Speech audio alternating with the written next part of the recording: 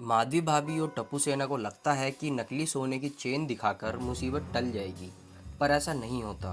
भीड़े जब परसों 12 बजे ज्वेलरी शॉप जाएगा तो उसे सब पता चल ही जाएगा। तब टप्पू आइडिया देता है कि माधवी आंटी, आपके पास चालू पांडे का नंबर है तो उन्हें फ़ोन करिए और उन्हें रिक्वेस्ट करते हैं कि परसों 12 बजे से पहले स्कैमर को पकड़ लीजिए, नहीं तो बहुत बड़ी प्रॉब्लम हो जाएगी। फिर माधवी चालू पांडे को फ़ोन करती है और दूसरी तरफ चालू पांडे मंत्री जी की सिक्योरिटी के बंदोबस्त में लगा हुआ है।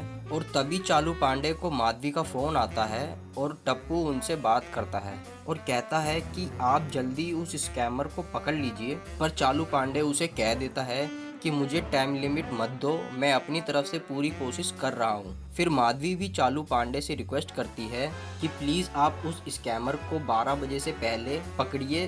सब मिलकर चालू पांडे से रिक्वेस्ट करते हैं कि प्लीज़ आप समझने की कोशिश करिए और 12 बजे से पहले उसे पकड़ लीजिए। पर चालू पांडे कहता है कि मैं समझता हूँ, एक मिडिल क्लास फैमिली के 80,000 गायब हो जाएं तो उन्हें कैसा लगता है, पर आप लोग चिंता मत करिए, हम जल्द से जल्द उस स्कैमर को पकड़ लेंगे। और फ़ोन रख देता है। और इस तरफ सब टेंशन में होते हैं कि पांडे जी तो बहुत बिजी हैं और आज का दिन तो ऐसे ही निकल जाएगा, कैसे वो परसों तक स्कैमर को पकड़ पाएंगे। फिर माधवी टेंशन के मारे रोने लगती है और टप्पू माधवी से कहता है कि आप टेंशन मत लो, परसों तक का टाइम है हमारे पास, हम कैसे भी करके उस स्कैमर को पकड़ लेंगे। फिर टप्पू सेना नीचे सोसाइटी में आ जाती है और सोचने लगती है कि कैसे स्कैमर को पकड़े। फिर टप्पू आइडिया देता है कि पोपट अंकल के पास चलते हैं और वो एक जर्नलिस्ट हैं, वो कुछ ना कुछ आइडिया जरूर देंगे। फिर टप्पू सेना पोपटलाल के पास पहुंचती है और उसे लगता है कि टप्पू सेना उसके लिए रिश्ता ढूंढ कर लाई है। फिर सोनू पोपट लाल को बताती है कि एक डिलीवरी बॉय ने माधवी के साथ OTP स्कैम करके उनके अकाउंट से 80,000 चुरा लिए हैं। पोपटलाल की ये सुनकर दुनिया हिल जाती है। फिर टप्पू सेना पोपटलाल को सारी बातें अच्छे से समझाती है और ये भी कहती है कि स्कैमर को पकड़ने का उनके पास सिर्फ परसों 12 बजे तक का ही टाइम है। पोपटलाल टप्पू सेना से कहता है कि बच्चों, तुम टेंशन मत लो, उस स्कैमर को पकड़ने में मैं तुम्हारी मदद करूंगा और उनकी ईंट से ईंट बजा दूंगा। फिर पोपटलाल सोचता है कि उसे ढूंढे कैसे।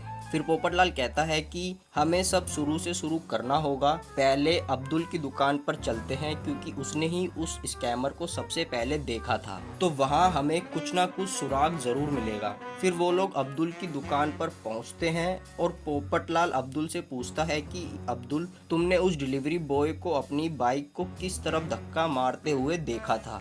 अब्दुल कहता है कि उसने उसे उधर राइट में जाते हुए देखा था। फिर पोपटलाल बोलता है कि उस तरफ जो भी पहली मैकेनिक की दुकान दिखी होगी वो पक्का वहीं गया होगा और वो लोग उसी तरफ निकल जाते हैं। फिर वो सब लोग उस रास्ते पर निकलते हैं तो उन्हें पहले गैराज दिखता है। फिर वो मैकेनिक से उस डिलीवरी बॉय के बारे में पूछते हैं। पोपटलाल कहता है कि उसने ब्लू कलर की टी-शर्ट और येलो कलर का हेलमेट पहना हुआ था और उसकी बाइक खराब थी, तो वो आपके पास बाइक को धक्का मारते हुए आया होगा। फिर मैकेनिक याद करता है और बोलता है कि हाँ, ऐसा एक आदमी आया था दिन में, पर वो काम में बिजी था तो वो उसे सही से देख नहीं पाया और उसने बाइक ठीक करवाई और वो चला गया। फिर पोपटलाल बोलता है कि यहाँ आसपास अगर कोई CCTV कैमरा होगा तो उससे ज़रूर कुछ पता चल जाएगा। फिर सब CCTV कैमरा ढूंढने लगते हैं और पोपटलाल को CCTV कैमरा दिख जाता है। फिर सब लोग उस दुकान के ओनर से कहते हैं कि उन्हें CCTV कैमरा की रिकॉर्डिंग देखनी है,